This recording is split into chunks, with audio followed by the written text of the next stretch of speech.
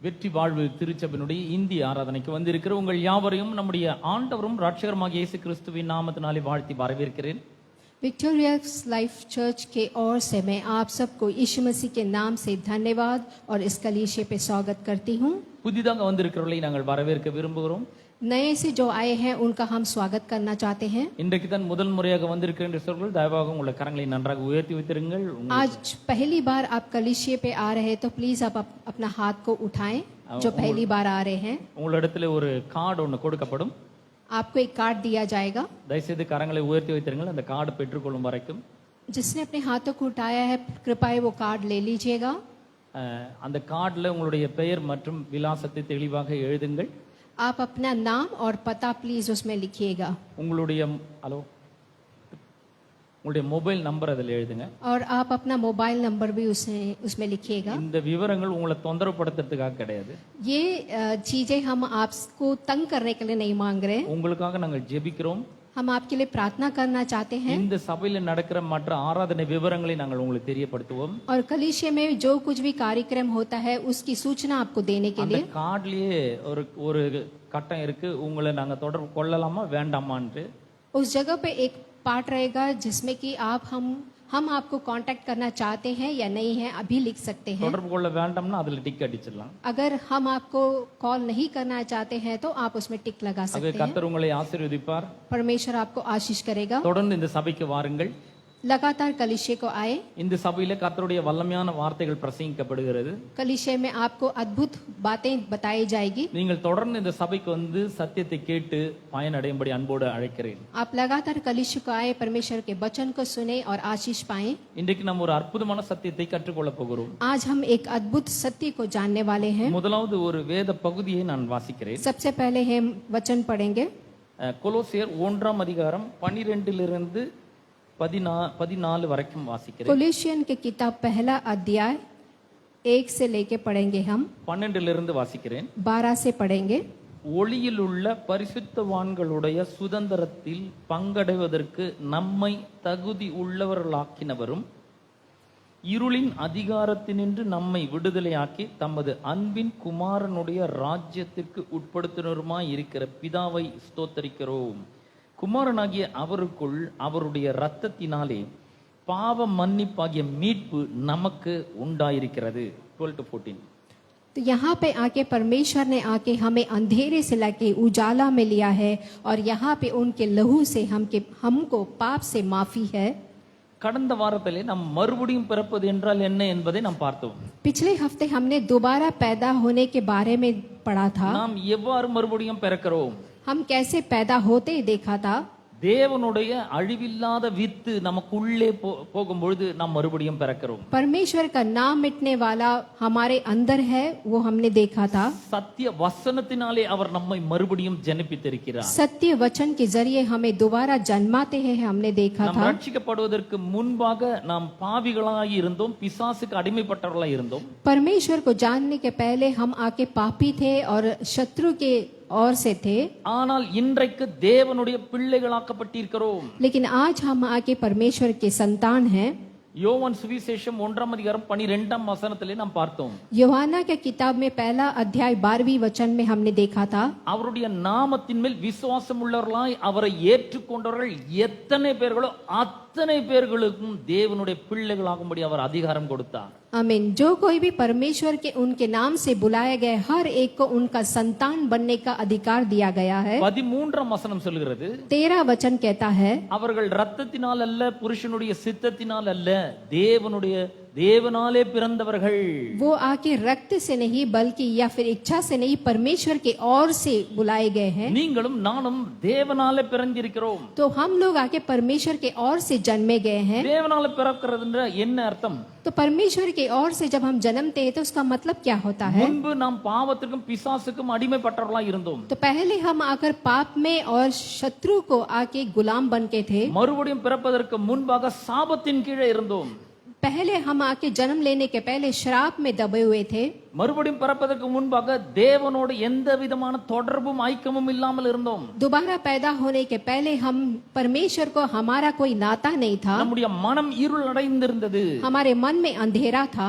தேவனை அறிகிற அறிவு நமக்கு இல்லை. परमेश्वर की जानने का ज्ञान नहीं था. நாம் பாவத்திலே வாழ்ந்து கொண்டிருந்தபடினாலே, பாவத்தினாலே கரைப்பட்டபடினாலே பரிசுத்த ஆவியானவர் நமக்குள் வந்து வாழ முடியவில்லை. तो हम पाप में जीने के वजह से, वो पाप का दाग हमारे ऊपर रहने के वजह से परमेश्वर हमारे साथ नहीं था. இப்பொழுது கர்த்தராகிய இயேசு கிறிஸ்துவுடைய சுவிசேஷத்தை நாம் கேள்விப்பட்டிருக்கிறோம். लेकिन अभी आके हमने परमेश्वर का सत्य वचन को जाना है. அந்த சுவிசேஷத்தை இருதயத்திலே விசுவாசிக்கிறோம். उस सत्य वचन को अपने हृदय में हम विश्वास करते हैं. அந்த சுவிசேஷத்தை நம்முடைய வாயினாலே அறிக்கை செய்கிறோம். उस सत्य वचन को हम अपने मुंह में बोलते हैं. அந்த சுவிசேஷம் என்ன?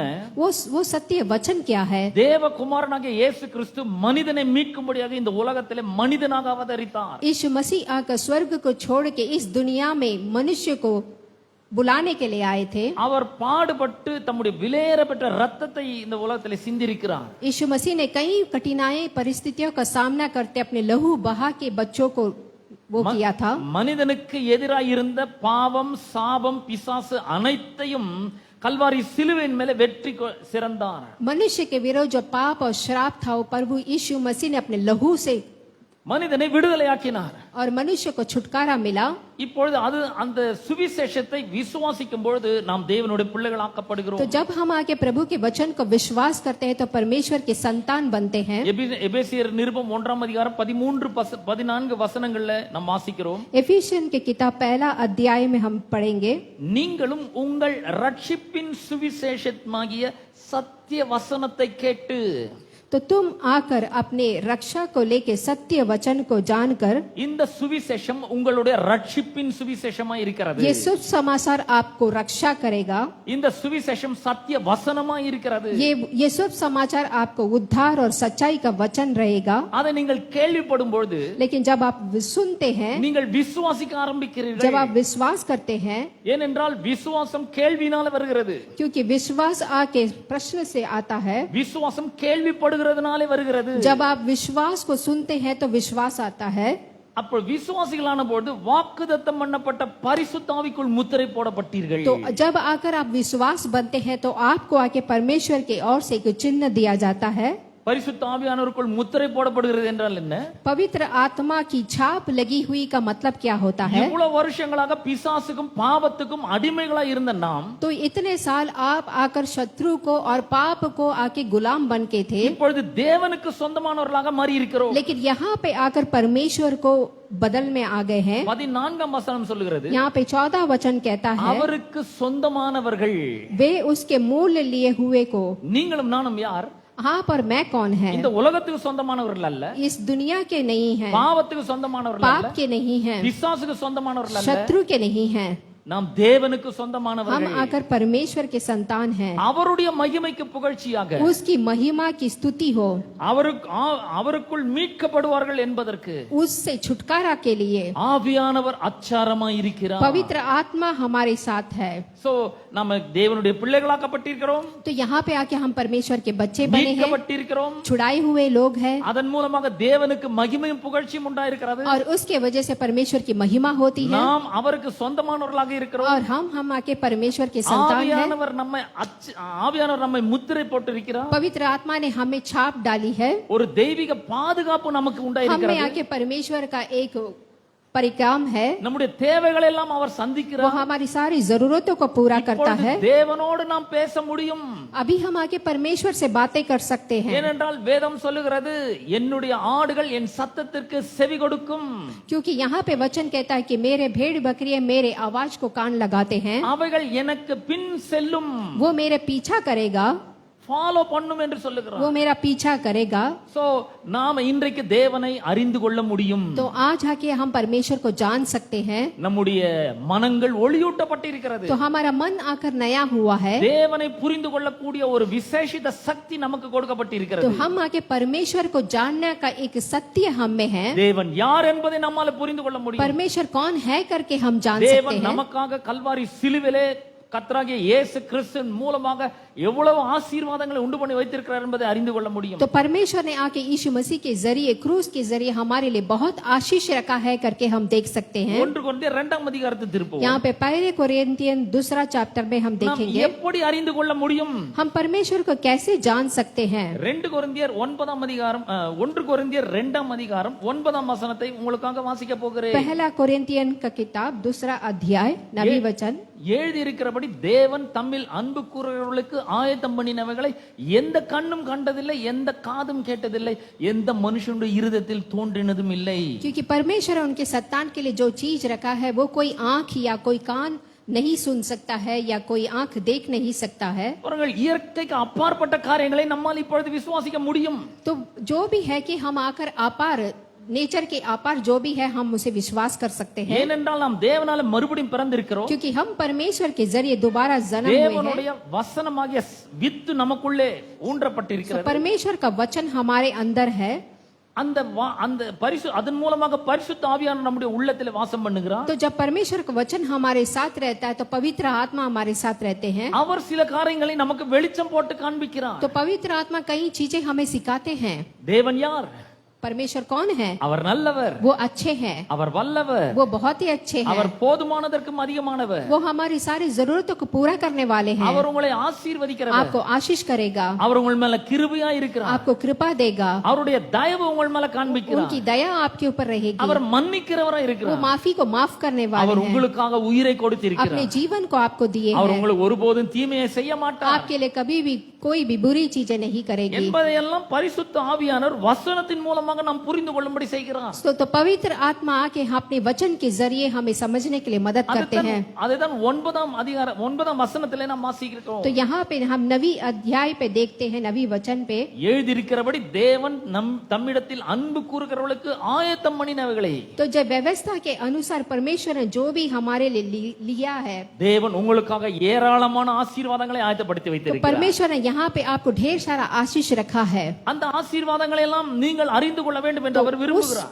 उस आशीष को आपको भी जानना है। ஆனால் 9ஆம் வசனம் சொல்லுது, எந்த கண்ணும் கண்டதில்லை, எந்த காதும் கேட்டதில்லை, எந்த மனுஷனுடைய இருதயத்திலும் தோன்றதும் இல்லை. लेकिन यहाँ पे नवी वचन कहता है कि किसी ने कोई आंख देखा नहीं है, कोई कान सुना नहीं है, किसी के हृदय पे पता नहीं है। பிற்பாடு நாம் எப்படி அதை அறிந்து கொள்ள முடியும்? तो हम कैसे उसे जान सकते हैं? 10ஆம் வசனம் சொல்லுகிறது, लेकिन यहाँ पे 10वीं वचन कहता है, நமக்கோ தேவன் அவைகளை தமது ஆவியினாலே வெளிப்படுத்தி இருக்கிறார். तो यहाँ पे विशेष करके पवित्र आत्मा हमें बताता है நாம் விசேஷமானவர்களாய் இருக்கிறோம். हम आके एक विशेष लोग हैं। நம்முடைய இருதயத்திலே தேவ ஆவியானவர் வாழ்ந்து तो கொண்டிருக்கிறார். हमारे हृदय में परमेश्वर हमारे साथ है। அவர் என்ன செய்கிறார்? वो क्या करते हैं? தேவன் தம்முடைய குமாரன் மூலமாக ஆயத்தப்படுத்தி வைத்திருக்கிற ஆசீர்வாதங்களை நமக்கு வெளிப்படுத்தி वो காண்பிக்கிறார். आकर यीशु मसीह के जरिए जो भी आशीष हमारे रखा है वो हमें दिखाता है। நம்ம ஆராதனையின் போது நாம கேட்டோம், आराधना में हमने सुना था 103ஆம் சங்கீதத்துல, 103 अध्याय में என் भजन ஆத்மாவே संगीता, கர்த்தரை ஸ்தோத்தரி, मेरे आत्मा परमेश्वर को धन्य कर என் முழு உள்ளமே அவருடைய பரிசுத்த நாமத்தை ஸ்தோத்தரி. और मेरे पूरे हृदय से प्रभु का धन्यवाद करो। என் ஆத்மாவே கர்த்தரை ஸ்தோத்தரி, मेरे आत्मा प्रभु का धन्यवाद करो। அவர் செய்த சகல உபகாரங்களையும் மறவாதே. परमेश्वर के अनेक आशीषों को कभी नहीं भूलना। எப்பேற்பட்ட ஆசீர்வாதங்களை அவர் ஆயத்தப்படுத்தி வைத்திருக்கிறார். कैसा आशीष के बारे में हम बोलते हैं? 3ஆம் வசனம் சொல்கிறது, அவர் உன் அக்கிரமங்களை எல்லாம் மன்னித்தார். तीसरा वचन कहता है कि वो हमारे सारे पापों को माफ किया है। அவர் மன்னிக்காத எந்த பாவமும் உங்களுடைய வாழ்க்கையில இல்லை. ऐसा कोई पाप नहीं है जो आपको माफ नहीं किया அவர் है। உங்களுடைய அக்கிரமங்களை எல்லாவற்றையும் மன்னித்திருக்கிறார். आपके सारे पापों को परमेश्वर ने माफ किया है। ஆகவே நாம் தைரியமாக தேவ பிரசன்னத்திலே வர முடியும். इसीलिए हम धैर्य से परमेश्वर के सम्मुख में आ सकते हैं। நம் கரங்களை உயர்த்தி தேவனை ஆராதிக்க முடியும். अपने हाथों को उठाकर परमेश्वर को हम आराधना कर सकते हैं। யோவான் 4:24 சொல்லுகிறது, यूहन्ना का किताब 4 अध्याय कहता है, தேவன் ஆவியாய் இருக்கிறார், परमेश्वर आकर आवी बनकर है, அவரை தொழுது கொள்கிறவர்கள் ஆவியோடும் உண்மையோடும் தொழுது கொள்ள வேண்டும். और जो कोई भी परमेश्वर को पूजता है वो पूरे दिल से और सच्चाई से परमेश्वर को सेवा करे। தேவனை நாம் ஆவியோடும் உண்மையோடும் தொழுது கொள்வதற்கு உள்ளே இருக்கிற பரிசுத்த ஆவியானவர் உதவி செய்கிறார். तो परमेश्वर जो पवित्र आत्मा हमें मदद करता है कि हम पूरे दिल से सच्चाई से परमेश्वर को आराधना कर पाए। உங்கள் அக்கிரமங்கள் எல்லாம் மன்னித்திருக்கிறது மாத்திரமல்ல, உங்களுடைய நோய்களை எல்லாம் குணமாக்கி இருக்கிறார். हमारे सारे पापों को केवल उन्होंने माफ नहीं किया बल्कि हमें सारे सारे रोगों से चंगाई दी है அது மட்டும் இல்ல, உங்களுடைய பிராணனை அழிவுக்கு விலக்கி மீட்டிருக்கிறார். और हमारे जीवन को नष्ट होने से परमेश्वर ने हमें बचाया है। கிருபையினாலும் இரக்கத்தினாலும் உங்களை முடிசூட்டி இருக்கிறார். अपनी कृपा से हमें घेर के रखे हैं நன்மையினால் உங்கள் வாயை திருப்தியாக்கி இருக்கிறார். और सारे प्रकार के आशीर्वाद से हमें तृप्त किया है। கழுகுக்கு சமானமாய் உங்கள் வயது திரும்ப வாழ வயது और போலாகிறது. उकाब के समान हमारे जीवन को बढ़ाएगा वो। இந்த எல்லா ஆசீர்வாதங்களையும் வசனத்தின் மூலமாக நாம் புரிந்து கொள்ளும்படி பரிசுத்த ஆவியானவர் உதவி செய்கிறார். तो ये सारे आशीषों को वचनों के जरिए हमें समझने के लिए परमेश्वर हमें मदद करता है। ஆகவே அவர் ஏராளமான நன்மைகளை நமக்காக ஆயத்தப்படுத்தி तो வைத்திருக்கிறார். यहाँ पे परमेश्वर ने हमें ढेर सारा आशीष हमारे लिए तैयार करके रखा है। கொலோசியர் நிருபத்திலே நாம் வாசித்த அந்த வேத பகுதிக்கு நாம் செல்வோம். यहाँ पे कोलेशियन की किताब पे हम देखेंगे ரட்சிப்பின் மூலமாக நமக்கு என்ன நடந்திருக்கிறது என்பதை இன்னொரு வேத பகுதி இந்த வேத பகுதி சொல்லுகிறது. तो यहाँ पे आके जब हम दोबारा जन्म लेने के बाद हमें क्या मिलता है, यहाँ पे ये कहता है ये वचन, ஒளியில் உள்ள பரிசுத்தவான்களுடைய சுதந்திரத்தில் பங்கடைவதற்கு நம்மை தகுதியுள்ளவர்களாக்கி இருக்கிறார். हमें अंधेरे से लेके उजाला में लेके आकर हमें आशीष पाने के लिए हमें मदद किया है। நாம் பாவத்துல வாழ்ந்த போது நமக்கு தகுதி இல்லை. इतने दिनों से हम पाप में थे तो हमें आकर हम तैयार नहीं थे। ரட்சிக்கப்படுவதற்கு முன்பாக நாம் இருளின் அதிகாரத்திற்கு கீழே இருந்தோம். उद्धार में रहने उद्धार पाने के पहले हम अंधेरे में थे। மறுபடியும் பிறப்பதற்கு முன்பாக பிசாசினுடைய ராஜ்யத்தில் இருந்தோம். दोबारा जन्म लेने के पहले हम शत्रु के राज्य में थे। ஆனால் இன்றைக்கு நாம் ரட்சிக்கப்பட்டிருக்கிறோம். लेकिन यहाँ पे आज हमें उद्धार मिला है। இந்த சுதந்திரத்தில் பங்கடைவதற்கு தேவன் நம்மை தகுதியுள்ளவர்களாக்கி இருக்கிறார். इस उद्धार में भाग लेने के लिए परमेश्वर ने हमें योग्य बनाया है। எந்த சுதந்திரத்திலே? कौन सा उद्धार पे? பரிசுத்தவான்களுடைய சுதந்திரத்தில். पवित्र आत्मा की स्वतंत्रता में। எங்க இருக்கிறார்கள்? तो ये सब लोग कहाँ पे हैं? ஒளியில் உள்ள பரிசுத்தவான்கள். अंधेरे से उजाला से। அப்ப வேதம் சொல்லுகிறது, கர்த்தராகிய இயேசு கிறிஸ்து சொல்கிறார், நீங்கள் இனிமேல் இருளில் இல்லை. तो यहाँ पे वचन कहता है कि अभी आप लोग अंधेरे में नहीं है। இயேசுவை ஆண்டவராக இரட்சகராக ஏற்றுக்கொண்டிருப்பீர்கள் என்றால், तो जब आकर आप परमेश्वर को अपना बना लेते हैं, நீங்கள் ராஜ்யத்தை மாற்றிக் கொண்டிருக்கிறீர்கள். आपने एक जगह से दूसरे जगह पे बदलते हैं। 13ஆம் வசனம் சொல்கிறது, இருளின் அதிகாரத்தினின்று உங்களை தம்முடைய ஆச்சரியமான ஒளிநிறத்திற்கு அவர் வரவழைத்திருக்கிறார். 13 वचन कहता है कि आपको आके अंधेरे से लाके उजाला में डाला है। இருளின் அதிகாரத்தினின்று நம்மை விடுதலையாக்கி இருக்கிறார். तो अंधेरे के अधिकार से हमें छुटकारा मिला है। இருளின் அதிகாரம் என்றால் என்ன? अंधेरा का अधिकार माने क्या होता है? பிசாசு, यहाँ पे शत्रु அவனுடைய சர்வ சேனை, और उनके जो भी पीछे हैं, பாவம், पाप, வியாதி, रोग, மரணம், मौत, இது எல்லாவற்றிலிருந்தும் நம்மை விடுதலையாக்கி इन இருக்கிறார். सारी चीजों से हमें आके छुटकारा देता है। இருளின் அதிகாரத்திலிருந்து உங்களை விடுதலையாக்கி இருக்கிறார். अंधेरे से हर एक चीजों से हमें छुटकारा मिला ஆகவே है। இருள் இனிமேல் உங்கள் மேல तो अभी से அதிகாரத்தை செலுத்த முடியாது. तो अभी से आके अंधेरा आपके ऊपर अधिकार नहीं जमा सकता है, ஏனென்றால் நீங்கள் இருளின் ராஜ்யத்திலே இல்லை. क्योंकि अभी आके अंधेरे में नहीं है। இப்பொழுது நீங்கள் ரட்சிக்கப்பட்டிருக்கிறீர்கள். अभी आपने उद्धार पाया है, நீங்கள் மீட்கப்பட்டிருக்கிறீர்கள். आप छुड़ाए हुए लोग हैं, விடுதலையாக்கப்பட்டிருக்கிறீர்கள். छुड़ाकर अलग हुए हैं, பாவத்திலிருந்து விடுதலையாக்கப்பட்டிருக்கிறீர்கள். पाप से अलग हुआ है, சாபத்திலிருந்து श्राप விடுதலையாக்கப்பட்டிருக்கிறீர்கள். से अलग हुआ है, வியாதியிலிருந்து रोगों விடுதலையாக்கப்பட்டிருக்கிறீர்கள். से अलग हुआ है, பிசாசின் பிடியிலிருந்து மீட்கப்பட்டிருக்கிறீர்கள். शत्रु के ओर से आप निकाले गए हैं, இருளின் அதிகாரத்திலிருந்து விடுதலையாக்கி और अंधेरे से आपको अलग कर कर தம்முடைய அன்பின் குமாரனுடைய ராஜ்யத்துக்கு உங்களை உட்படுத்தி இருக்கிறார். तो अपने प्रेम के राज्य में आपको मिलाए हैं। இப்ப நீங்க எங்க இருக்கிறீர்கள்? तो अभी आप कहाँ पे हैं? நீங்கள் இயேசுவை ஏற்றுக்கொண்டிருப்பீர்கள் என்றால், क्या आपने यीशु मसीह को स्वीकार कर அவரை दिया? உங்களுடைய வாழ்க்கையின் ஆண்டவராக இரட்சகராக ஏற்றுக்கொண்டிருப்பீர்கள் क्या என்றால், उन्होंने यीशु मसीह को आप लोगों ने स्वीकार किया है? நீங்கள் இருளின் அதிகாரத்துக்கு கீழே இல்லை, अभी आप आके अंधेरे के नीचे இந்த नहीं है, இருளின் அதிகாரத்துக்கு மேல இருக்கிறீர்கள். आप अभी अंधेरे के ऊपर है, அவருடைய அன்பின் குமாரனுடைய ராஜ்யத்தில் இருக்கிறீர்கள். आप आके परमेश्वर के राज्य में है। இருளின் ராஜ்யத்துக்கு யார் தலைவன்? अंधेरे के राज्य में नहीं है, பிசாசு தலைவனா இருக்கிறான். और अंधेरे का राज्य आके அவருடைய शत्रु எல்லா है, தீமைகளுக்கும் மக்கள் அடிமைப்பட்டு இருக்கிறார்கள். तो वहाँ पे उसके नीचे गुलाम होकर रहते हैं। இந்த உலகத்தில் இருக்கிற மக்களை கவனித்து பாருங்கள். तो यहाँ के लोगों को आप देखिए, அவர்கள் நல்ல வீடுகளில் வாழ்கிறார்கள், वो लोग आके अच्छे से रहते हैं, நன்றாக உடை உடுத்துகிறார்கள், अच्छे कपड़े पहनते हैं, நல்ல பவர்ஃபுல் பொசிஷன்ல இருக்கிறாங்க, வேலையில இருக்கிறார்கள், बहुत अच्छे पोजीशन में हैं, பெரிய பெரிய வேலையில இருக்கிறார்கள், बड़े बड़े कामों में हैं, நன்றாக பணம் சம்பாதிக்கிறார்கள். अच्छा कमाई करते हैं, ஆனால் அவர்கள் இருளின் அதிகாரத்துக்கு கீழே இருக்கிறார்கள். लेकिन वो लोग अंधेरे के नीचे हैं, பிசாசுக்கும் பாவத்துக்கும் அடிமைப்பட்டவர்களா वो இருக்கிறார்கள். आके शत्रु और पाप को गुलाम बन के हैं, அவருடைய மனதில் ஒளி இல்லை, उनके मन में उजाला नहीं है, பரிசுத்த ஆவியானவருக்குள் அவர்கள் முத்திரை போடப்படவில்லை. पवित्र आत्मा से और से उन्हें छापा नहीं मिला है। தேவன் அவர்களை பார்த்து எனக்கு சொந்தமானவர்கள் என்று சொல்லவில்லை. पवित्र यीशु मसीह ने आके उनको देखकर वो मेरा पुत्र है करके कह नहीं தேவன் सकते हैं। அவர்களை கண்டு நீங்கள் என்னுடைய பிள்ளைகள் என்று சொல்லவில்லை. परमेश्वर आकर बोल नहीं सकते कि वो मेरे संतान है, ஆனால் தேவன் உங்களை பார்த்து சொல்கிறார், you are my child. लेकिन परमेश्वर आप सबको देख के कहता है तुम मेरे संतान நீ हो, என்னுடைய பிள்ளையா இருக்கிறாய். आप मेरे बच्चे हो, நான் உன்னிடத்தில் அன்பு கூறுகிறேன். मैं तुमसे प्रेम करता हूँ, நான் உன்னை மீட்டு இருக்கிறேன். मैं आने आपको छुड़ाया है, என்னுடைய விலையேற பெற்ற ரத்தத்தை உனக்காக சிந்தி இருக்கிறேன். अपना बहुमूल्य रक्त आपके लिए बहाया है, என்னுடைய ஜீவனை சிலுவையில கொடுத்திருக்கிறேன். मैंने अपने बहुमूल्य जीवन को क्रूस पे दिया है, உனக்காக மரித்திருக்கிறேன். तुम्हारे लिए मैंने मारा गया மூன்றாம் நாள் உயிரோடு எழுந்திருக்கிறேன். और तीसरे दिन मौत से जीला நீ उठा, எனக்கு சொந்தமானவன்.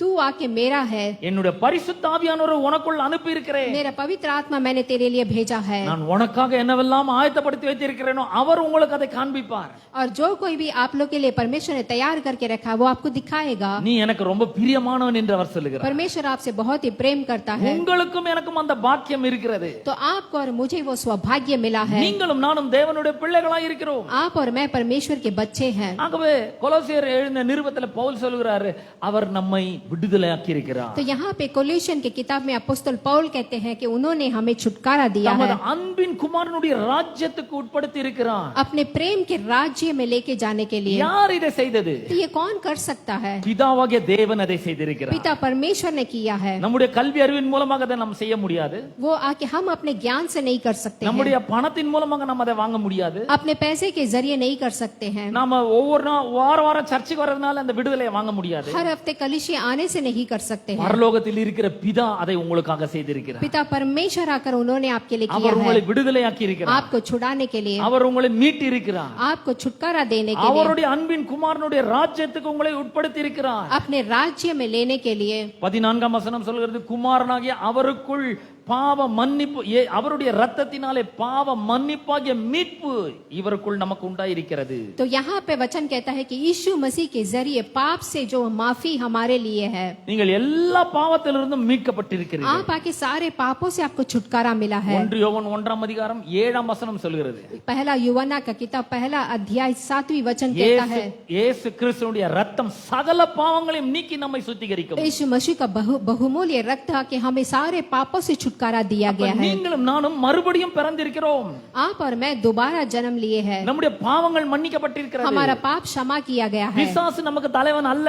यहाँ पे शत्रु हमारा, இயேசு நம்முடைய ஆண்டவராய் இருக்கிறார். यीशु मसीह हमारा राज्य है, இயேசு நம்முடைய ரட்சகராய் இருக்கிறார். यीशु मसीह हमारा रक्षक है, இயேசு நம்மை விடுவிக்கிறவராய் இருக்கிறார். यीशु मसीह हमें छुड़ाना वाला है, இயேசு நம்மை மீட்டெடுத்திருக்கிறார். यीशु मसीह ने हमें फिर से जिलाया है। எதனாலே நாம் மீட்கப்பட்டிருக்கிறோம்? किस लिए हमें छुटकारा मिला है? பேதுரு இதை குறித்து ரொம்ப அழகாக அவர் எழுதுகிறார். यहाँ पे पतरुस बहुत ही अच्छी तरह से कहता है, 1 பேதுரு 1ஆம் அதிகாரம் 18, 19, 20 வசனங்களை வாசிக்கிறேன். पहला पतरुस हम पहला अध्याय देखेंगे, 18ஆம் வசனத்திலிருந்து 18 वचन पढ़ेंगे। உங்கள் முன்னோர்களால் பாரம்பரியமாய் நீங்கள் அனுசரித்து வந்த உங்கள் வீணான நடக்கை நின்று பொன்னினாலும் வெள்ளியினாலும் மீட்கப்படாமல், क्योंकि यहाँ पे वचन कहता है क्योंकि तुम जानते हो कि तुम्हारे निमित्ती चाल चलन जो बाप दादों से चली आती है, குற்றமில்லாத மாசற்ற ஆட்டுக்குட்டியாகிய கிறிஸ்துவின் விலையேற பெற்ற ரத்தத்தினாலே மீட்கப்பட்டிருக்கிறீர்கள் என்று அறிந்திருக்கிறீர்கள்.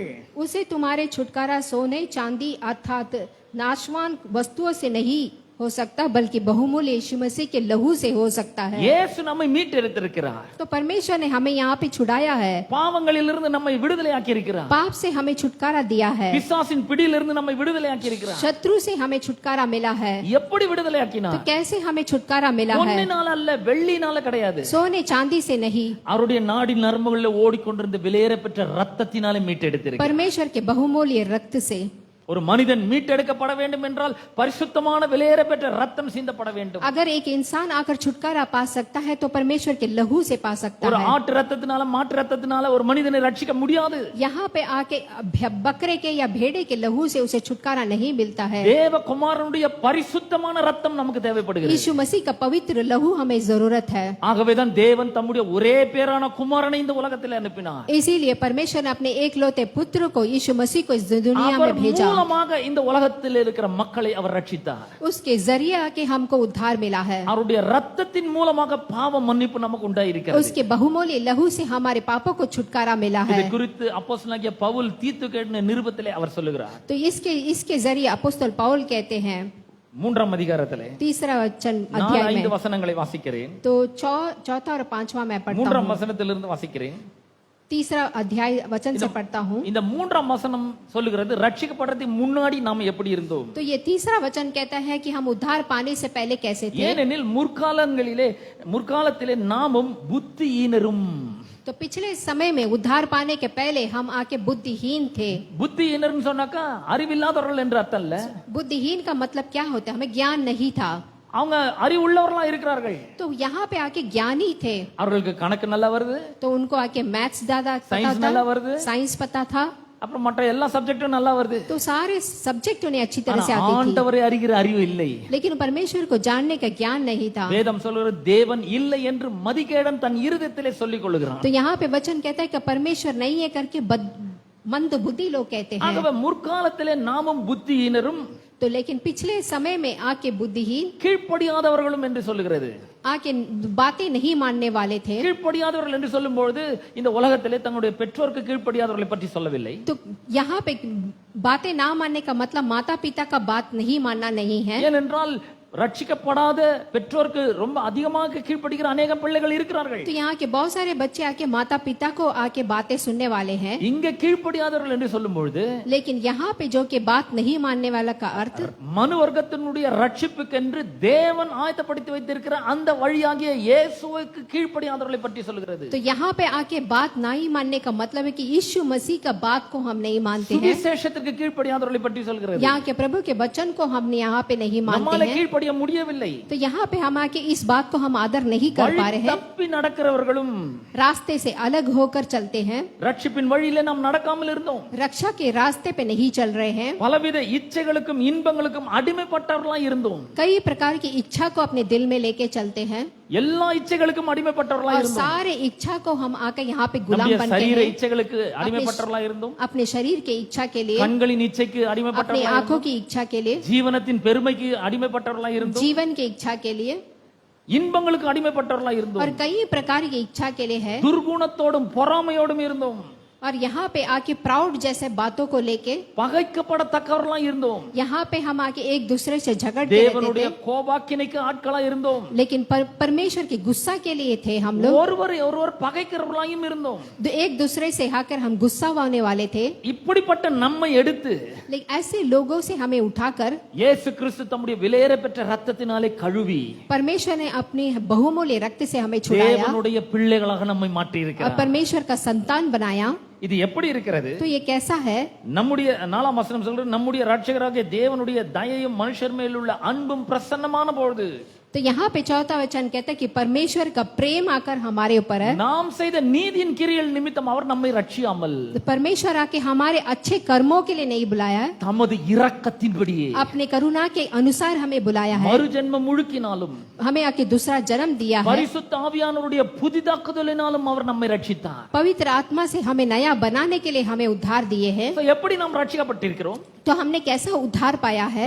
நாம செய்த நீதியின் கிரியைகள் நிமித்தம் அல்ல, हम अच्छे अच्छे कर्म करने की वजह से नहीं, மற்றவர்கள் நாம் உதவி செய்கிறது மூலமா அல்ல, दूसरों को मदद करने की वजह से ஒரு नहीं, 50 பேருக்கு சாப்பாடு கொடுக்கிறது மூலமா அல்ல, 50 लोगों को भोजन देने की वजह से வேற नहीं, எந்த விதத்தில் அல்ல, किसी चीजों से नहीं, நாம் செய்த நீதியின் கிரியின் நிமித்தமாக அல்ல. हम किए वाले अच्छे कर्मों की वजह से नहीं। பின்ன வேற எப்படி நாம் ரட்சிக்கப்பட்டோம்? फिर कैसे हमने उद्धार पाया है? அவருடைய இரக்கத்தின்படி நாம் ரட்சிக்கப்பட்டோம். परमेश्वर की दया और कृपा की वजह से। அவர் நம்மால இரக்கம் காண்பித்தார். परमेश्वर ने हमारे ऊपर अपने दया दिखाया है। ஏன் இரக்கம் காண்பிக்கிறார்? क्यों उन्होंने अपनी दया दिखाया? நான் ஒரு மனிதனா இருக்கிறேன், क्योंकि हम एक मनुष्य है। என்னால என்னை ரட்சித்துக் கொள்ள முடியாது, मैं अपने आप को आके उद्धार नहीं दे என்னை सकता, ரட்சித்துக் கொள்ளக்கூடிய திராணி எனக்கு இல்லை.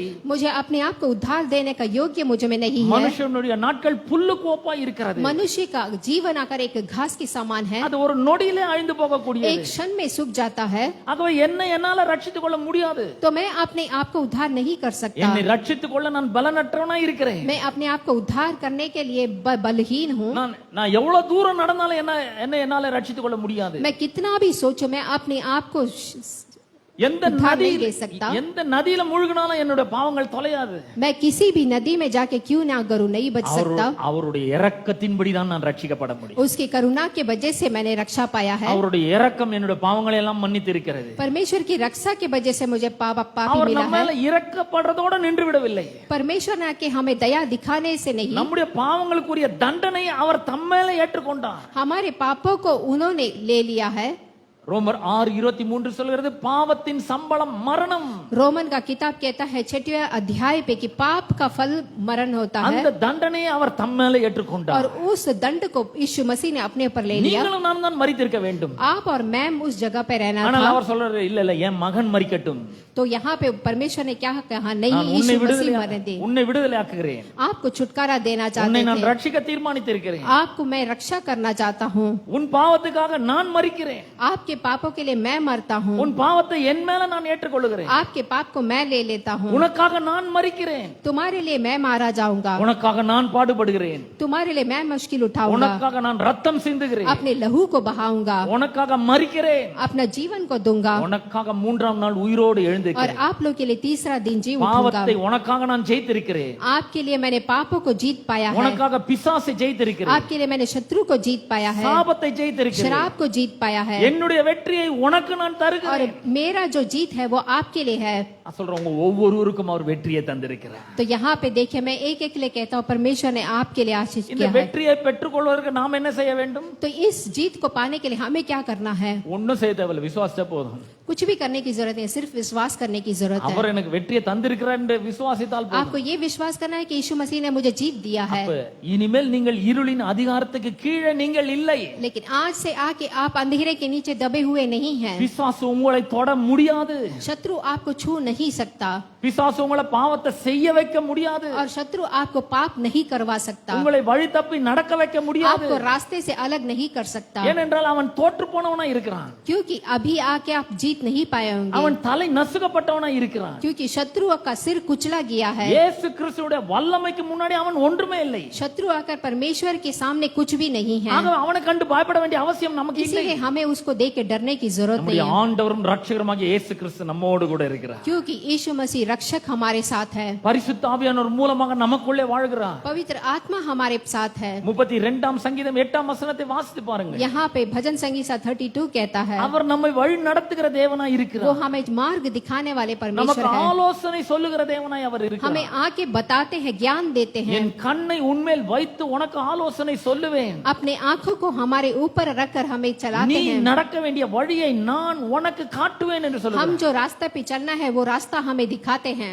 ஆகவே நாம் எதை பற்றியும் கவலைப்பட வேண்டிய அவசியம் இல்லை. और इसी के लिए हमें किसी चीज के बारे में सोचने की जरूरत नहीं है, எதற்காகவும் பயப்பட வேண்டிய அவசியம் இல்லை. किसी के लिए हमें डरने की जरूरत नहीं है। முன்னே நம்ம பிசாசின் பிள்ளைகளா இருந்தோம். पहले आके हम शत्रु के बच्चे ஆனால் थे, இன்றைக்கு நாம் தேவனுடைய பிள்ளைகளா लेकिन இருக்கிறோம். आज आकर हम परमेश्वर के बच्चे हैं। எத்தனை பேர் தேவனுடைய பிள்ளைகளா இருக்கிறீர்கள்? कौन कौन आके परमेश्वर की संतान है? கரங்களை உயர்த்தி காண்பீங்க अपने பாருங்க. हाथों எத்தனை को பேர் தேவனுடைய उठाकर பிள்ளைகளா दिखाएं, இருக்கிறீர்கள்? हालेलुया। எல்லாரும் தேவனுடைய பிள்ளைகளா हम இருக்கிறீர்கள். सब परमेश्वर के बच्चे हैं, அந்த அதிகாரத்தை எந்த பாஸ்டரும் உங்களுக்கு தரல. और वो अधिकार कोई शिक्षक आपको नहीं दिया है, தேவன் அந்த அதிகாரத்தை உங்களுக்கு தந்திருக்கிறார். परमेश्वर ने आपको दिया है। நீங்கள் தேவனுடைய பிள்ளைகளா आप இருக்கிறீர்கள். आके परमेश्वर के संतान हैं। அப்ப தேவனுடைய பிள்ளைகள்னா என்ன அர்த்தம்? तो यहाँ पे आके परमेश्वर का संतान का मतलब क्या होता है? ரோமர் நிருபம் 8ஆம் அதிகாரத்தை திருப்போம். रोमन के किताब आकर 8वीं अध्याय पे हम देखेंगे। 15ஆம் வசனத்திலிருந்து 14ஆம் வசனத்திலிருந்து வாசிக்க போகிறேன். तो यहाँ पे आके 14 वचन से मैं पढ़ूंगा।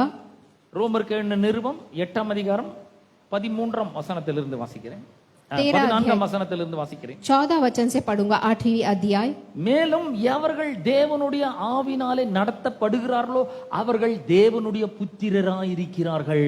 इसीलिए यहाँ पे जितने भी लोग परमेश्वर की आत्मा से चले जाते हैं वो अगर परमेश्वर के पुत्र है, முன்னே நீங்கள் பாவிகளா இருந்தீர்கள், क्योंकि तुम पहले आकर पापी थे, உள்ள பரிசுத்த ஆவியானவர் இல்லை, अंदर पवित्र आत्मा नहीं था, ஆகவே வழி தப்பி நடந்தீர்கள். तो इसीलिए आप अपने मार्ग से भटक गए थे। இன்றைக்கு நீங்கள் தேவனுடைய பிள்ளைகளா இருக்கிறீர்கள். लेकिन आज आकर परमेश्वर के पुत्र है आप, உங்களுடைய இருதயம் இயேசுவின் ரத்தத்தினால கழுவப்பட்டிருக்கிறது. आपका हृदय के परमेश्वर के बहुमूल्य लहू से धुला गया है। பரிசுத்த ஆவியானவர் மூலமாக இயேசு வந்து வாழ்ந்து கொண்டிருக்கிறார். पवित्र आत्मा के जरिए आपके अंदर यीशु मसीह जी रहे हैं। உள்ளே ஆவியானவர் உங்களை வழி நடத்துகிறார். तो या आपके अंदर में पवित्र आत्मा आपको मार्ग दिखा रहा இந்த है। விக்டோரியஸ் லைஃப் சர்ச்சுக்கு வா அப்படினு சொல்லி இருக்கிறார் உங்களை. तो यहाँ पे आके इस कलीसिया में आपने அவர் आया, உங்களை வழி நடத்தி கொண்டு तो வந்திருக்கிறார். आपको परमेश्वर ने मार्ग दिखाया, ஏனென்றால் நீங்கள் ஆவியினாலே நடத்தப்பட வேண்டும் என்று அவர் விரும்புகிறார். क्योंकि यीशु मसीह चाहता है कि आप पवित्र आत्मा के जरिए இந்த चलें। வேத வசனம் சொல்வது எவர்கள் தேவனுடைய ஆவியினாலே நடத்தப்படுகிறார்களோ அவர்கள் தேவனுடைய புத்திரராய் இருக்கிறார்கள். तो यहाँ पे आके वचन कहता है कि जो पवित्र आत्मा के ओर से चलता है वो परमेश्वर के संतान कहलाते हैं। தேவனுடைய புத்திரர் என்றால் என்ன அர்த்தம்? तो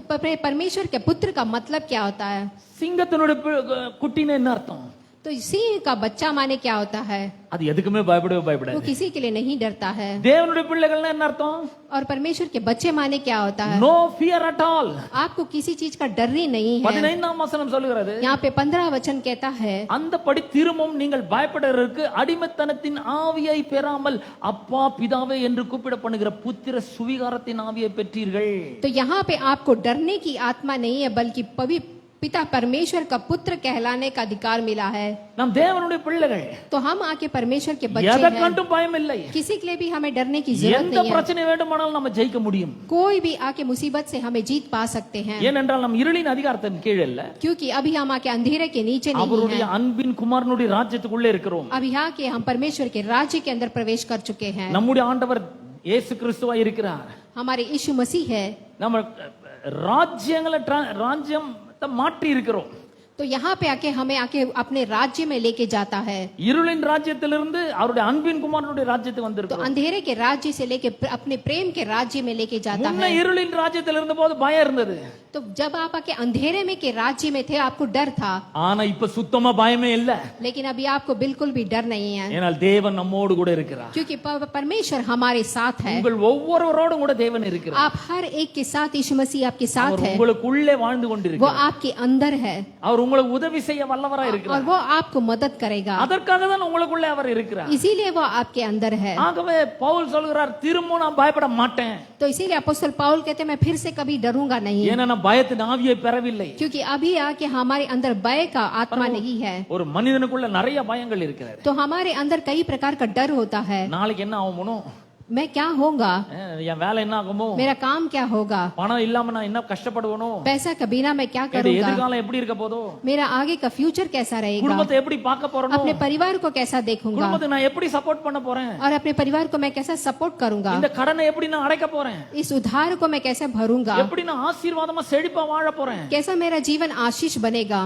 இந்த மாதிரி நிறைய கவலைகள் உள்ள பயங்கள் இருக்கிறது. तो इस प्रकार के हमारे जीवन में कई प्रकार का डर ஆனா है, இப்ப நாம் தேவனுடைய பிள்ளைகளா இருக்கிறோம். लेकिन अभी आकर हम आके परमेश्वर के संतान है। எதுக்கும் பயமே கிடையாது. हमें किसी चीज के डरने की जरूरत नहीं है, ஏனால் வானத்தையும் பூமியும் உண்டாக்கின கர்த்தர் உங்களோடும் என்னோட கூட இருக்கிறார். क्योंकि परमेश्वर जो जमीन आसमान को बनाया है वो आपके साथ है। செங்கடலை பிளந்தவர் உங்களோட கூட இருக்கிறார். समुद्र को आधा किया वाले आपके साथ है। இஸ்ரவேலை வெட்டான் தரையின் வழியா நடக்க செய்தவர் உங்களோட கூட இருக்கிறார். इस्राएल को मार्ग दिखाने वाला परमेश्वर आपके साथ है। வானத்திலிருந்து ஒவ்வொரு நாளும் 40 வருஷமும் மன்னாவை பொழிந்தருளினவர் உங்களோட கூட இருக்கிறார். 40 years आके इस्राएल जनता को मन्ना देकर चलाने वाला परमेश्वर आपके साथ है। பாறையிலிருந்து தண்ணீரை வரவழைத்தவர் உங்களோட கூட இருக்கிறார். यहाँ पे पर्वत से पानी आया था वो परमेश्वर आपके साथ है। பிரவாகித்து வருகிற யோர்தானை ரெண்டாய் பிளந்தவர் உங்களோட கூட இருக்கிறார். योर्दान नदी को आधा करने वाला परमेश्वर आपके साथ है। இரும்பை மதக்க செய்தவர் உங்களோட கூட இருக்கிறார். परमेश्वर शक्तिमान परमेश्वर आपके साथ है। இஸ்ரவேல் ஜனங்களை ஒரு தகப்பன் தன்னுடைய பிள்ளையை சுமக்கிறது போல சுமக்கிறவர் உங்களோட கூட இருக்கிறார். इस्राएल जनता को परमेश्वर ने कैसे अपने पुत्र को चलाए वैसे आपको चलाएगा। அவர் சொல்றார், உங்களுக்கு தேவை எதுவா இருந்தாலும் சரி,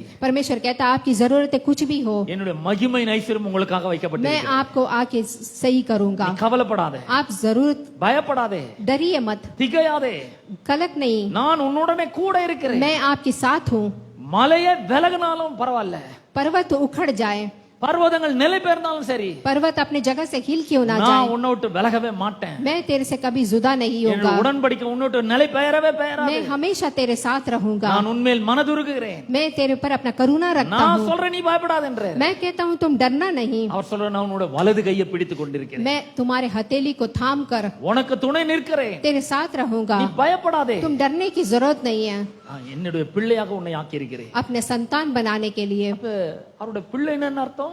अपने उनका संतान का मतलब क्या होता அவருடைய है? ஆவியினாலே நடத்தப்படுகிறவர்கள் उनके आत्मा से चलने वाले அவருடைய பிள்ளைகளா இருக்கிறாங்க. उनके बच्चे रहते हैं। அவருடைய பிள்ளைகள்னா என்ன அர்த்தம்? उनके बच्चे माने क्या होता है? அவங்களுக்கு பயம் சுத்தமா இருக்கவே இருக்காது. उनको बिल्कुल भी डर नहीं रहता தைரியம் है, இருக்கும்.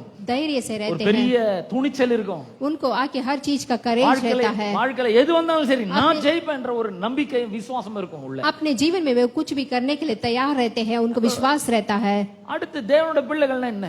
तो दूसरा अगर देव परमेश्वर के संतान माने क्या है? ரோமர்கள் நிருபம் 8ஆம் அதிகாரம் 16ஆம் வசனம் சொல்கிறது. यहाँ पे उत्पत्ति का किताब, நாம் தேவனுடைய பிள்ளைகள் என்று ஆவியானவர் தாமே நம்முடைய ஆவியுடனே கூட சாட்சியிடுகிறார். तो यहाँ पे कि हम परमेश्वर के पुत्र है करके हमारा आत्मा में बोलते हैं। நாம் இப்போ ரட்சிக்கப்பட்டிருக்கிறோம். अभी हमने उद्धार पाया है, தேவனுடைய பிள்ளைகளாக்கப்பட்டிருக்கிறோம். परमेश्वर की संतान है, பரிசுத்த ஆவியானவர் உள்ள வாழ்ந்து கொண்டிருக்கிறார். पवित्र आत्मा हमारे अंदर है, அவர் நம்மை முத்திரை போட்டிருக்கிறார். वो हमें छापा डाला है। சில வேளைகளில நமக்கு ஒரு டவுட் வரும், நான் உண்மையாலே தேவனுடைய பிள்ளை தானா?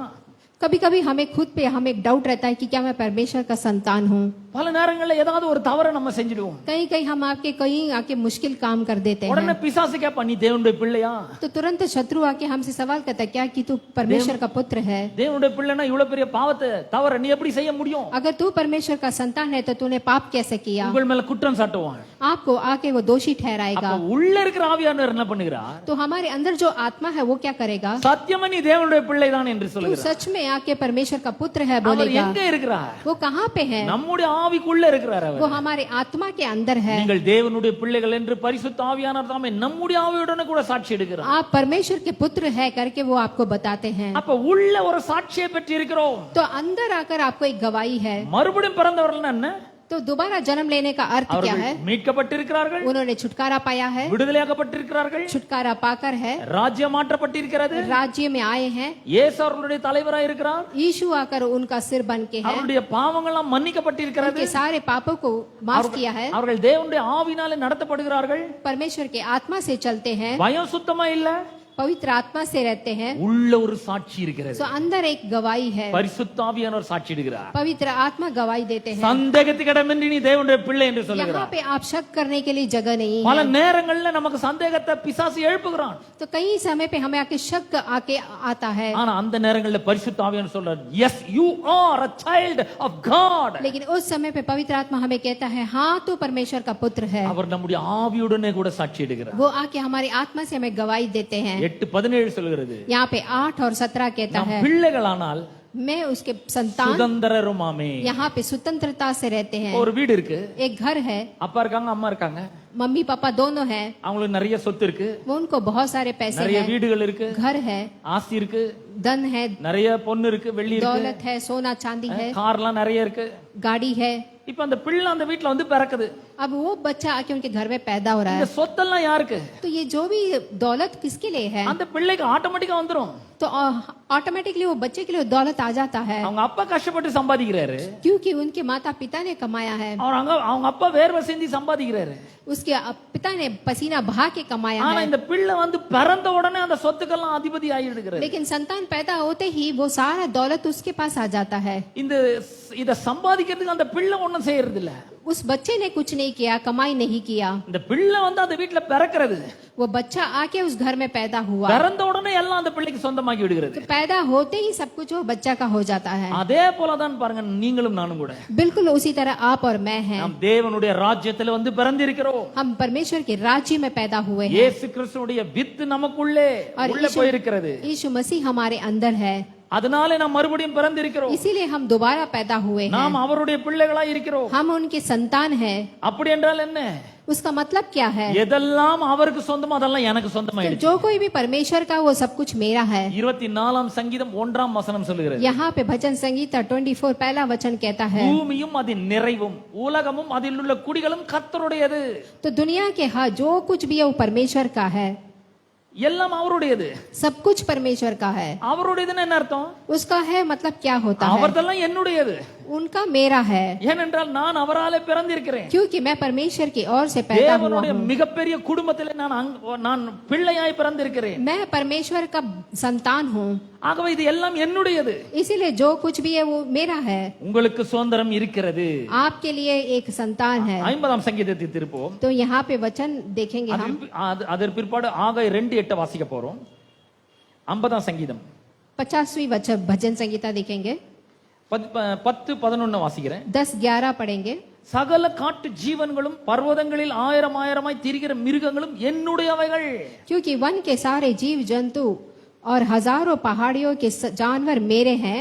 11 வசனம், மலைகளில் உள்ள பறவைகள் எல்லாம் அறிவேன், வெளியில் நடமாடுகிறவர்கள் எல்லாம் என்னுடையவைகள். तो यहाँ पे पहाड़ों के सारे पक्षियां मेरे हैं। எதெல்லாம் என்னுடையவர்கள் கர்த்தர் சொல்றாரு, அதெல்லாம் என்னுடையவர்கள் நீங்களும் சொல்ல முடியும். तो यहाँ पे जो कोई भी परमेश्वर मेरा है कहता है, वो सब कुछ आपका और मेरा है। நம்ம நினைக்கிறோம் எங்க அப்பா ஒண்ணுமே சேர்த்து வைக்கலங்க, हम सोचते हैं कि मेरे माता पिता ने मेरे लिए कुछ भी नहीं जमाया, நான் ரொம்ப ஏழை குடும்பத்துல பிறந்திருக்கேன், मैं एक गरीब परिवार से हूँ, என் பாக்கெட்ல ஒண்ணுமே இல்ல, मेरे पॉकेट में कुछ भी नहीं है, பர்ஸ்ல ஒண்ணுமே இல்ல, पर्स में कुछ नहीं है, எங்க அப்பாக்கு இன்னும் நிறைய கடன் எல்லாம் இருக்கு, मेरे पापा ने मेरे लिए बहुत सारे उधार रखा है, எனக்கு அந்த அளவுக்கு வசதி இல்ல, मेरे पास उतने पैसे कमाई नहीं है, ஆசீர்வாதம் இல்ல, आशीष नहीं है, ஒரு செழிப்பான வாழ்க்கை இல்ல, मेरे जीवन में अच्छा जीवन नहीं நான் है, ரொம்ப ரொம்ப ஏழை, मैं बहुत ही गरीब हूँ, எனக்கு அந்த அளவுக்கு வசதி இல்ல, तो मेरे को ऐसे पैसा धन दौलत नहीं எங்க है, அப்பா எனக்கு எதுவுமே சேர்த்து வைக்கலங்க, मेरे पिता ने मेरे लिए कुछ भी जमा के எங்க नहीं அப்பா रखा எனக்கு है, எதுவுமே சம்பாதிச்சு வைக்கல. मेरे पापा ने कुछ भी कमाई करके नहीं रखा நான் है। சொல்றேன், உங்க உலக பிரகாரமான பூமிக்குரிய தகப்ப உங்களுக்கு ஒண்ணும் சேர்த்து வைக்கலனா கூட பரவாயில்ல. लेकिन मैं कहता हूँ कि आपका जो ये भूमि का जो पिता ने कुछ भी नहीं रखा है, ஆனால் ஆண்டவர் உங்களுக்கு கண் காணாத காதுகள் கேட்காத ஒரு மனுஷனுடைய இருதயத்திலும் தோன்றாத ஆசீர்வாதங்களை ஆயத்தப்படுத்தி लेकिन வைத்திருக்கிறார். आपको एक बात बताऊं, परमेश्वर ने जो कोई देख नहीं सकता, सुन नहीं सकता या दिल में महसूस नहीं कर सकता, वैसे आशीष आपके लिए रखा है। ஆகாய் 2 அதிகாரம் 8 வசனத்தை तो வாசிக்கிறேன். यहाँ पे उत्पत्ति का किताब 8वीं वचन हम देखते हैं, வெள்ளியும் என்னுடையது, பொன்னும் என்னுடையது என்று சேனைகளின் கர்த்தர் சொல்லுகிறார். यहाँ पे वचन कहता है चांदी और सोना मेरा है, எல்லாம் அவருடையது. ये सारा कुछ यीशु मसीह का है। அவர் சொல்றார் எல்லாம் என்னுடையது என்று சொல்லுகிறார். यहाँ पे परमेश्वर कहता है सब कुछ मेरा है, நாம சொல்ல வேண்டும் எல்லாம் என்னுடையது. हम कहते हैं कि सब कुछ मेरा है। புதிய ஏற்பாட்டுல 2 இடத்துல உங்களுக்கு காமிக்க போறேன். यहाँ पे आके हम देखेंगे 2 जगह पे मैं आपको बताने वाला हूँ। யோவான் சுவிசேஷம் 16 அதிகாரம் 15 வசனத்தை வாசிக்கிறேன். यूवना का किताब 15 अध्याय हम देखेंगे, 13 வசனத்திலிருந்து வாசிக்கிறேன். 13 वचन में पढ़ने वाला हूँ। சத்திய ஆவியாகிய அவர் வரும்பொழுது சகல சத்தியத்திற்குள்ளும் உங்களை நடத்துவார். तो परमेश्वर आके सारे सच्चाई में आपको चलाने वाला है। அவர் தம்முடைய சுயமாய் பேசாமல், वो आके खुद से नहीं बोलते हैं, அவர் தாம் கேள்விப்பட்டவைகள் யாவையும் சொல்லி வரப்போகிற காரியங்களை உங்களுக்கு அறிவிப்பார். तो जो कोई भी वो उनको आता है वो आपको बताएगा। அவர் என்னுடையதில் எடுத்து உங்களுக்கு அறிவிப்பதினால் तो हम परमेश्वर के पास जो है वो आपको बताएगा, என்னை மகிமைப்படுத்துவார். परमेश्वर के नाम की महिमा होगी। எல்லாம் என்னுடையகள் சொல்லும்போது அவர் மகிமைப்படுறார். तो जो कोई भी परमेश्वर का है, परमेश्वर का नाम की महिमा होती है। யார் இந்த வார்த்தைகள் எல்லாம் சொல்றது?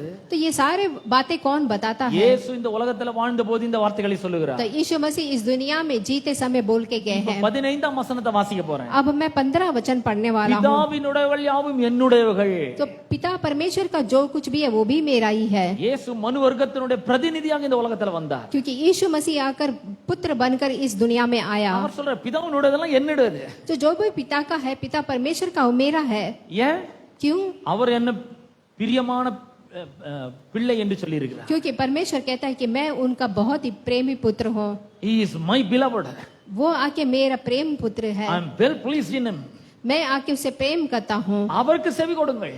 उसको आप आके कान लगाइए, இவர் என்னுடைய நேசகுமாரன், क्योंकि वो आके मेरा प्रेमी पुत्र है, இவரில் பிரியமாய் இருக்கிறேன். उसके ऊपर मैं प्रेम रखता हूँ। பாருங்க, தேவன் இயேசுவினால பிரியமா இருந்தபடினால எல்லாத்தையும் அவர் கொடுத்தார். तो परमेश्वर आकर यीशु मसीह से प्रेम रखते थे, इसलिए सब कुछ उनको दे दिया। என்னெல்லாம் கொடுத்தாரு? क्या क्या दिया है? ஒன்னு, அவர் வார்த்தையை கொடுத்தார். तो पहले आके परमेश्वर का वचन दिए हैं। யோவான் 17 அதிகாரம் 8 வசனத்தை வாசிக்கிறேன். यूहन्ना 17वीं अध्याय हम पढ़ेंगे और 8वीं वचन। நீர் எனக்கு கொடுத்த வார்த்தைகளை நான் அவர்களுக்கு கொடுத்தேன். आपने जो वचन मुझे दिया है मैं वो आपको दूंगा। இரண்டாவது, நியாயத்தீர்ப்பு செய்யும் அதிகாரத்தை கொடுத்தார். तो दूसरा आकर अधिकार दिया है, பாவங்களை மன்னிக்க கூடிய அதிகாரத்தை கொடுத்தார். पाप को क्षमा करने का अधिकार दिया है, வியாதியை குணமாக்க கூடிய அதிகாரத்தை रोगों கொடுத்தார். से चंगा देने का अधिकार दिया பிசாசுகளை है, துரத்தும்படியான அதிகாரத்தை शत्रु को கொடுத்தார். भगाने का अधिकार दिया है, அற்புதங்களை செய்யும் சக்தியை கொடுத்தார். अद्भुत कार्य करने का अधिकार दिया 5 है, அப்பம் 2 மீன் 5000 பேருக்கு போஷித்தார். 2 मछली और 3 अपम को सबको 5000 लोगों को देने के लिए दिया है, குருடருக்கு பார்வையை கொடுத்தார். अंधों को आंख दिया है, உடவனை நடக்கும்படி செய்தார். लंगड़ों को चलाया, ஊமையனை பேச வைத்தார். गूंगे को बात करवाया, செவிடன் கேட்கும்படி செய்தார். गूंगे सुनने लगे। நான் சொல்றேன், எல்லாவற்றையுமே கொடுத்தார் தேவன் அவருக்கு. परमेश्वर ने सब कुछ दिया है। நீங்களும் அவருடைய பிள்ளைகளா இருக்கிறீர்கள். आप भी आके परमेश्वर के संतान है எல்லாவற்றையும் உங்களுக்கு கொடுத்திருக்கிறார். और ये सब कुछ परमेश्वर ने आपको दिया है। இயேசு மட்டும் இங்க சொல்லல. तो यीशु मसीह ने ये कहा है। 1 கொரிந்தியர் 3ஆம் அதிகாரம் 21ஆம் வசனத்தை வாசிக்கிறேன். पहला कोरिन्थियन की किताब हम देखेंगे। 3:21 அப்போஸ்தலனாகிய பவுல் சொல்லுகிறார். यहाँ पे अपोस्तल पौल कहते हैं, இப்படி இருக்க ஒருவனும் மனுஷரை குறித்து மேன்மை பாராட்டாது இருப்பானாக, எல்லாம் உங்களுடையதே. तो यहाँ पे आके जो कुछ भी वे आपका है। பாருங்க, நாம எனக்கு பணம் இல்லைங்க நாம சொல்றோம்.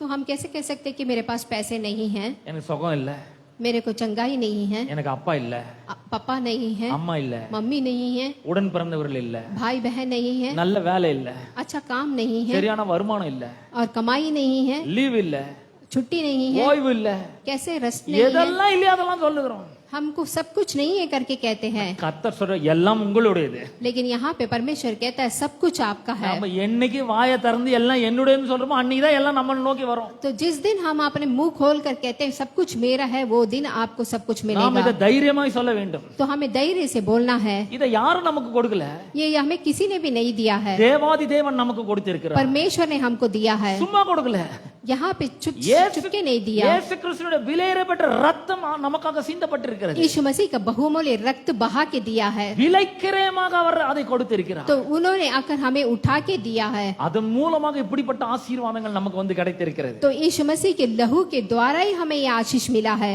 ஆகவே தேவன் ஏராளமான ஆசீர்வாதங்களை உங்களுக்காக तो வைத்திருக்கிறார். परमेश्वर आके हमारे लिए ढेर सारा आशीष रखा है। நீங்கள் பிள்ளைகளானால், अगर आप आके उनके संतान है, அவருடைய எல்லா சுதந்திரத்துக்கும் நீங்கள் பங்காளிகளாய் இருக்கிறீர்கள். उनके सारे आशीष आपके भाग होगा। ரோமர் 8ஆம் அதிகாரம் 17ஆம் வசனம் சொல்கிறது. रोमियो का किताब 8वीं अध्याय हम देखेंगे, 17ஆம் வசனத்திலே 17 वचन पढ़ेंगे। நாம் பிள்ளைகளானால் சுதந்திரருமாமே. तो अगर हम आके उनके संतान है तो स्वतंत्र रहे। தேவனுக்கு சுதந்திரரும் கிறிஸ்து கூட சுதந்திரருமாய் இருக்கிறோம். तो परमेश्वर को हम आके यहाँ पे स्वतंत्र है। எவ்வளவு அற்புதமான வார்த்தைகள் பாருங்க. तो यहाँ पे देखिए कैसे अद्भुत बातें लिखे हैं रोमियो की किताब में।